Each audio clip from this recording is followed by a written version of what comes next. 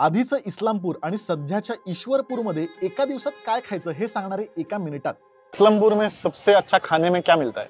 मसूर, अख्खा मसूर। पण अख्खा मसूर खायच्या आधी जा कमाल पेढे खायला इंग्रजांच्या काळापासून असणाऱ्या अण्णा बुड्ढे यांच्या दुकानात। 1932-34 साली आमचे हॉटेल झालं, इथं तहसीलदार ऑफिस आहे, ते तहसीलदार सुद्धा इंग्रज अधिकारी होते। त्यामुळे प्रभू प्रसाद नावाची पूर्वी एक कबश असायच्या, त्यातनं चहा जायचा।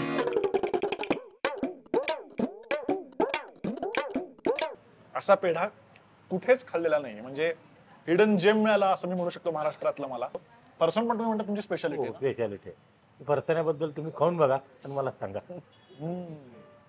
आणि याच्यामध्ये आय थिंक आपल्या भाजक्या पोह्याचा चिवडा पण मिक्स आहे, जो टिपिकल आपण दगडी पोहे, राईट, जाड शेव आहे, पापड्या आहे, आणि भाजक्या पोह्यां म्हणजे या दगडी पोह्यांमुळे वेगळी चव येते। जनरली खूप टिपिकल फरसाण सगळीकडे असतं। आणि आता ओरिजिनल अख्खा मसूर स्पॉट सांगणारे पण त्याआधी फॉलो करून टाका राव।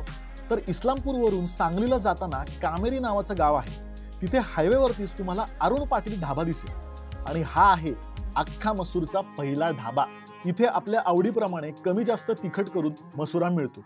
मी सगळ्या प्रकारचे मसूर ट्राय केले, सगळेच लय भारी होते, पण मला सगळ्यात जास्त मिरची फ्राय मसुरा आवडला। सुचत नाही मला काय बोला, सुरेख, म्हणजे साधेपणामध्ये काय क्लास चव येऊ शकते याचं उदाहरण आहे। आणि तिथली रोटी म्हणजे एकदम खुसखुशीत। हे रोटीचा साईज बघा तुम्ही, म्हणजे काय बोलायचं। तर हा झाला टिपिकल ढाबा स्पॉट। आता अजून एक अख्खा मसूरचा स्पॉट म्हणजे MK ढाबा। हायवेवरती थांबायला चांगल्या हॉटेलसारखा हा ढाबा आहे, आणि इथे मला आवडलेला म्हणजे लसूण फ्राय मसुरा। आय थिंक लसूण या गोष्टीवर यांचं खूप जास्त प्रेम दिसतंय। किंचित स्पायसी आहे, आणि लसूणाची चव जी आहे ती हलकी आहे, म्हणजे खूप जास्त नाही आहे। लसूण खूप ओव्हरपॉवर करत नाही। मला असं वाटलं की खूप जास्त फ्राईड लसूण वगैरे असतील, तसं नाहीये, खूप चविष्ट आहे। तर मी एका दिवसात एवढंच खाऊ शकलो, पण पुढच्या वेळी ईश्वरपूरला येईन तेव्हा अजून काय काय खाऊ मला नक्की कमेंटमध्ये सांगा।